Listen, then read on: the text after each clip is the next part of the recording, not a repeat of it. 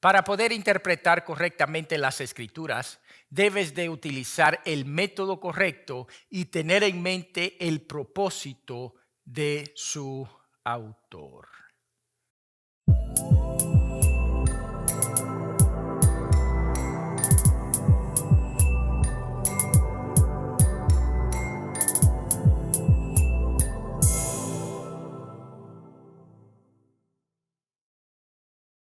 Bienvenidos a la tercera clase del teólogo. Yo soy su maestro Eliezer de León.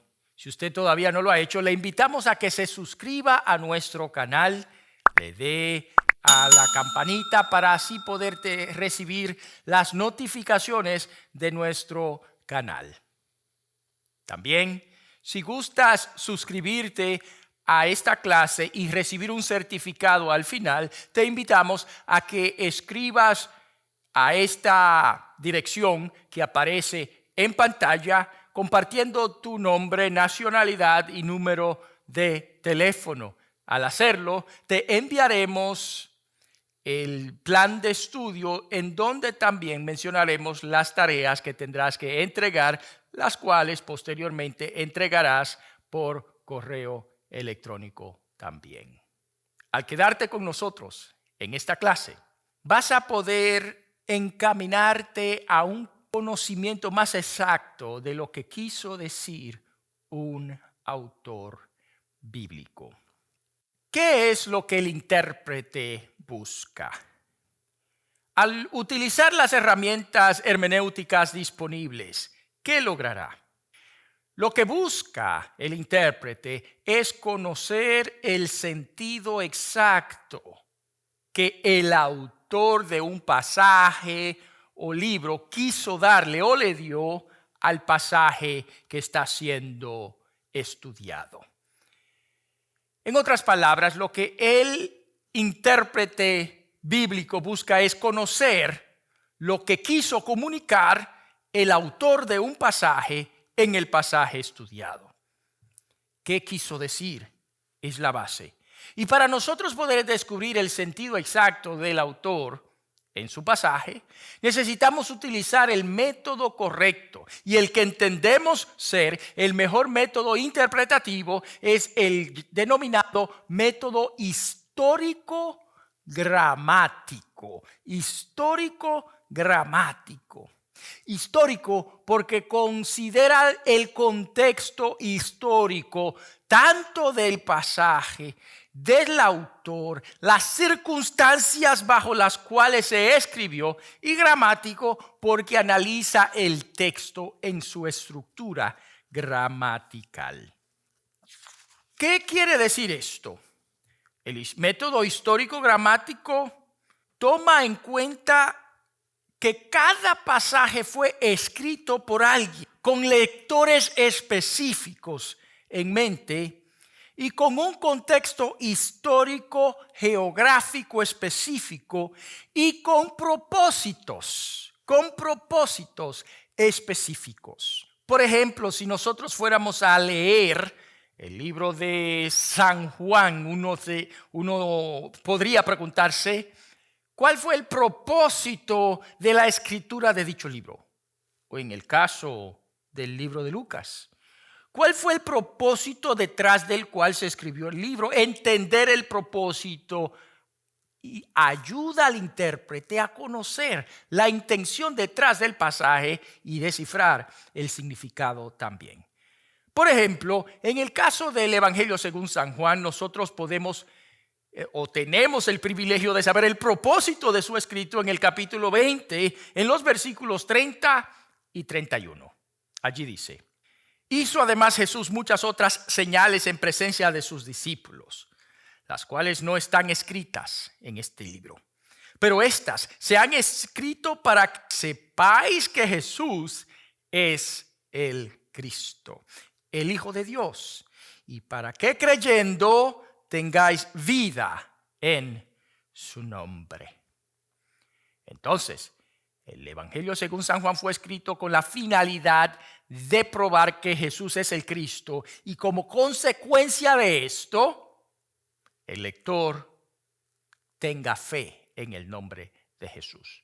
También Lucas explica el propósito de su escrito en el Evangelio según San Lucas capítulo 1, en los versículos 3 y 4 del Evangelio. Allí leemos: me ha parecido también a mí, después de haber investigado con diligencia todas las cosas desde su origen, escribírtelas por orden, oh excelentísimo Teófilo, para que conozcas bien la verdad de las cosas en las cuales has sido instruido. En el caso de Lucas, encontramos nosotros que fue dirigido a un personaje denominado Teófilo, y que la intención del escrito fue ayudar a Teófilo a captar la realidad de lo que se le había enseñado concerniente a Jesús. Por lo tanto, es de vital importancia que el lector conozca el contexto, los diferentes contextos bajo los cuales un pasaje fue escrito y el propósito. También es importante tener en cuenta que cada pasaje fue escrito en un lenguaje entendible en la época, siguiendo normas gramaticales del lenguaje. Los pasajes tienen verbo, adverbios, artículos. Encontramos nosotros adjetivos y sustantivos y diferentes clases de complementos, ya sean directos o indirectos, etcétera, etcétera.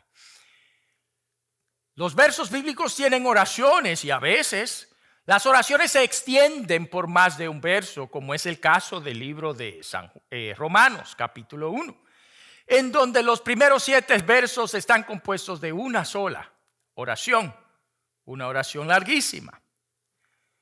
Y si la oración es una estructura gramatical que conlleva un pensamiento, encontramos allí el pensamiento en 7 versos. Hay que conocer los contextos, hay que conocer entonces el propósito y hay que conocer la estructura del lenguaje. Pero también cada pasaje se debe de entender en su contexto literario. Si tomamos el Nuevo Testamento como ejemplo, allí nosotros tenemos evangelios, libro histórico, tenemos epístolas y tenemos un libro apocalíptico. El tipo de literatura que estemos leyendo afecta la interpretación del libro. Usted no va a leer el libro de Mateo como lee el libro de Apocalipsis, ni tampoco leerá el libro de Romanos como usted lee el libro de Hechos. ¿Por qué? Porque aparte de que tienen propósitos diferentes, aparte de que tienen audiencia o lectores diferentes, también pertenecen a diferentes géneros literarios. Para entender el significado de un pasaje necesitamos conocer el contexto literario. Pero en esos contextos literarios tenemos nosotros subdivisiones de contextos literarios. Tomando a los evangelios, por ejemplo, tenemos nosotros dentro de los evangelios alegorías, parábolas, discursos, etcétera, etcétera. Entonces, notas qué tan importante es conocer el género literario y los diversos subgéneros que allí encontramos. Ignorar esto es errar en la interpretación, dado a que nosotros no leeríamos un discurso de Jesús en donde la gran mayoría de su contenido debe tomarse literal. No lo interpretamos igual que una parábola de Jesús, en donde los elementos son simbólicos y así se deben de entender. Entonces, cada pasaje bíblico toma en consideración los conceptos específicos, la intención del autor, el contexto literario, la estructura gramatical. Pero cada pasaje bíblico también fue escrito dentro de un contexto específico y uno general. El contexto específico y el contexto general.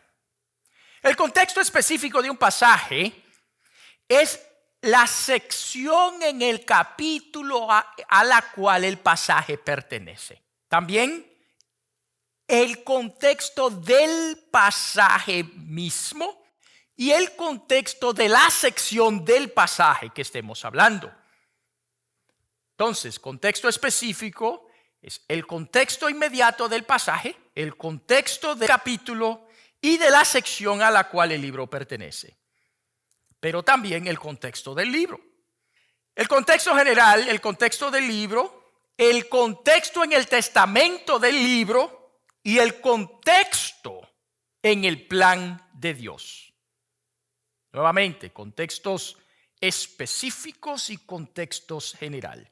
Contexto específico tenemos el pasaje, la sección del pasaje, el capítulo y el contexto de la sección en el libro.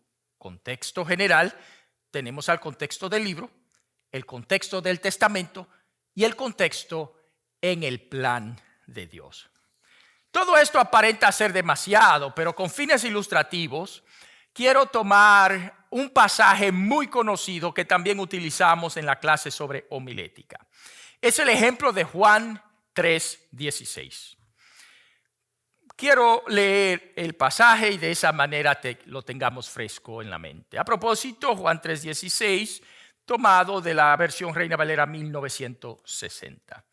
Allí leemos: porque de tal manera amó Dios al mundo, que ha dado a su Hijo unigénito, para que todo aquel que en él cree no se pierda, mas tenga vida eterna.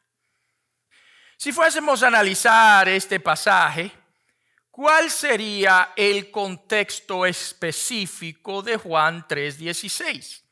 Pues lo sería la sección a la que Juan 3:16 pertenece. Inmediatamente serían los versículos 13 al 21. 13 al 21. En estos pasajes hay un énfasis claro en el creer en Jesús. Creer que Jesús es el Hijo de Dios. Para que lo tengan claro, leo versículo 13.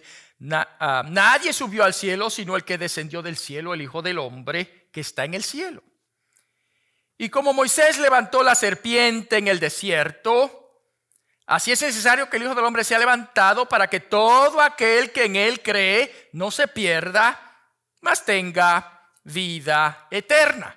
Y sigue diciendo, porque de tal manera amó Dios al mundo que ha dado a su Hijo unigénito, para que todo aquel que en él cree no se pierda, mas tenga vida eterna.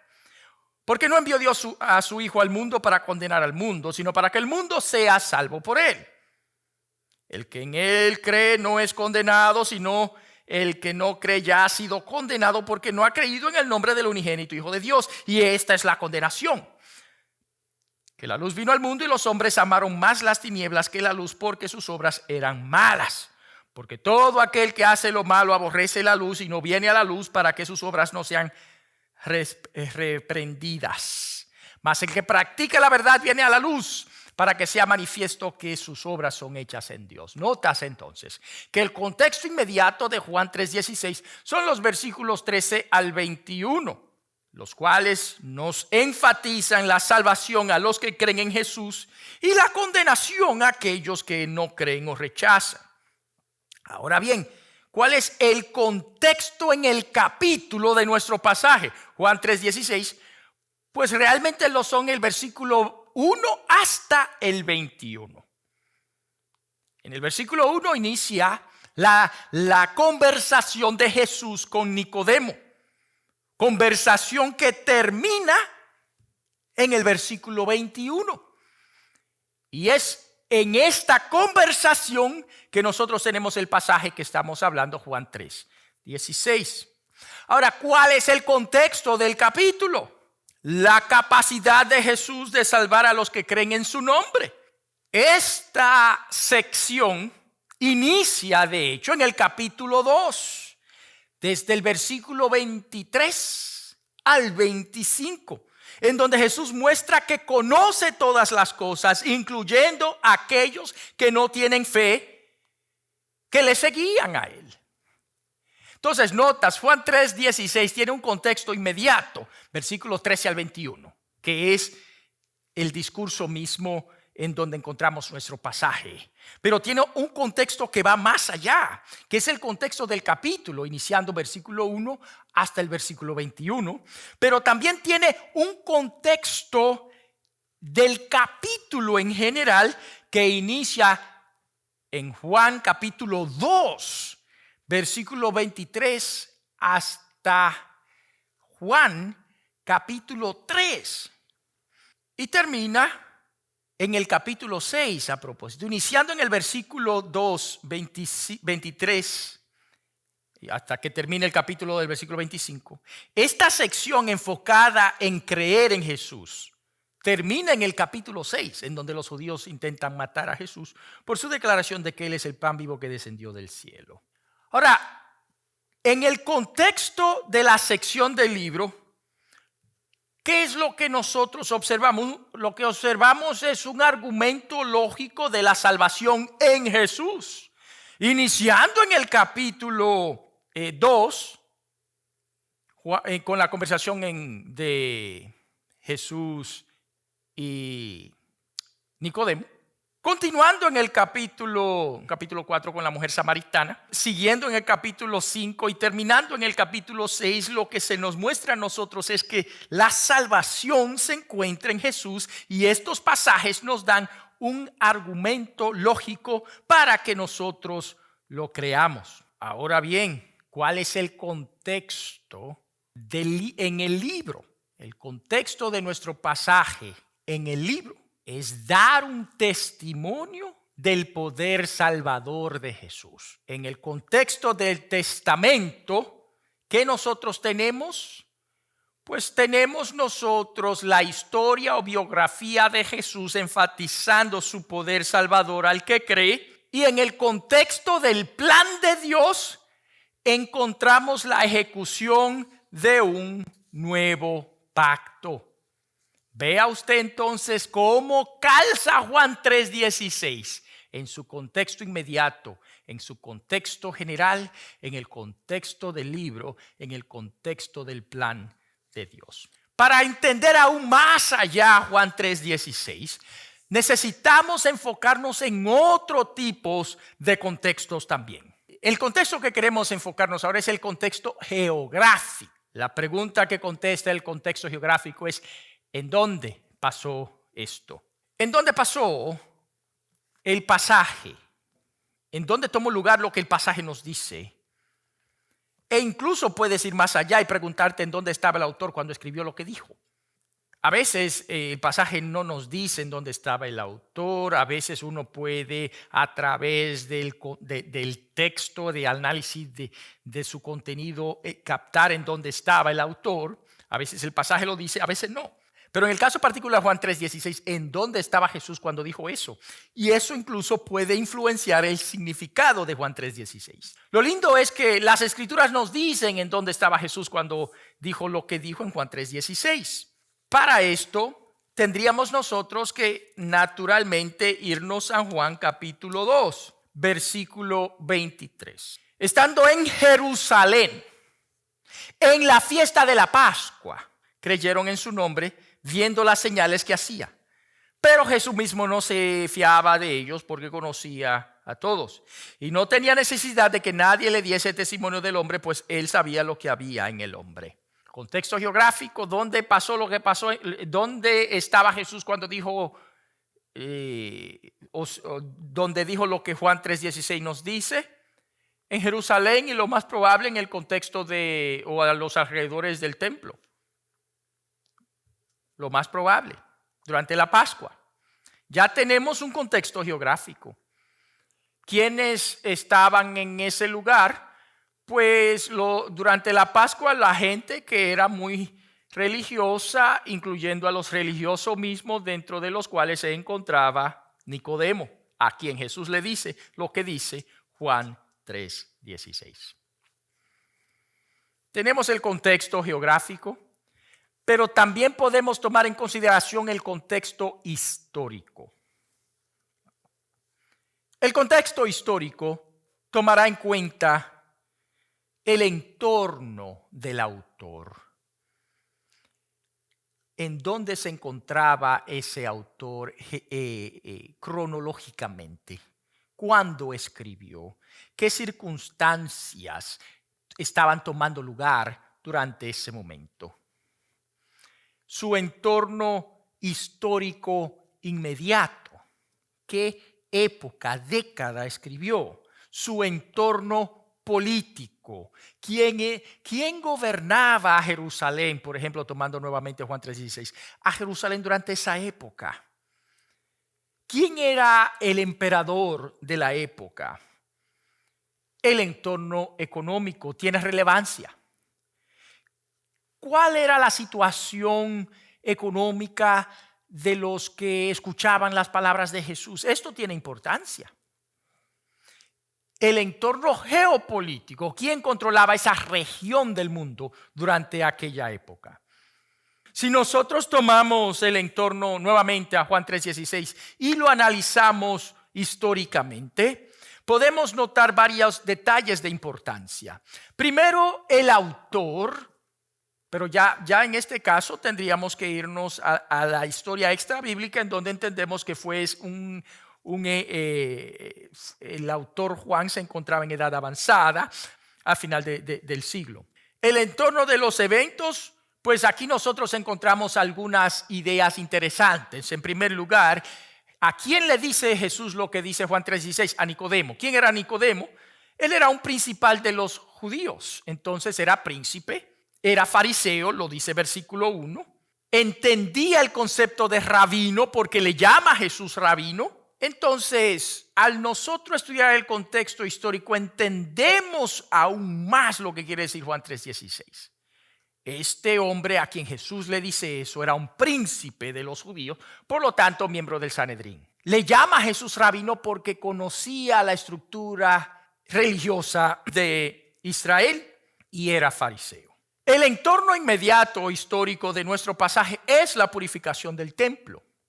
Capítulo 2 comienza de esa manera, hablándonos de Jesús. Después de la boda de Cana, va y purifica el templo, alborotando la ciudad y haciéndose notorio. El entorno político, pues, es el entorno del Imperio Romano y de los Herodes, quienes gobernaban el área.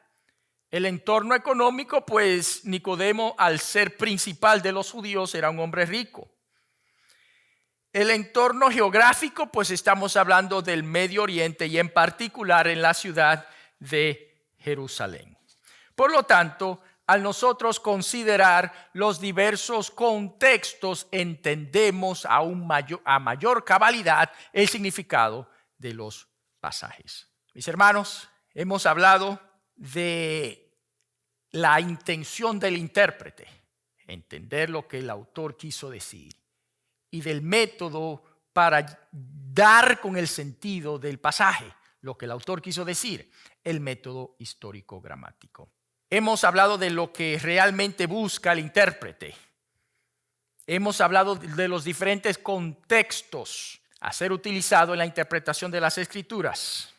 Hemos hablado del contexto geográfico y el contexto histórico, de la estructura gramatical en el cual la estructura gramatical de un pasaje. Al nosotros analizar un pasaje de esa manera, podemos dar o acercarnos por lo menos al sentido que el autor quiso darle. Esperamos que la clase de hoy le haya sido de bendición. Yo soy su maestro Juan Eliezer de León. Si no te has suscrito, te invito a que lo hagas. Dale la campanita, haz tus comentarios y envíanos un correo electrónico para inscribirte a esta clase. Dios le bendiga.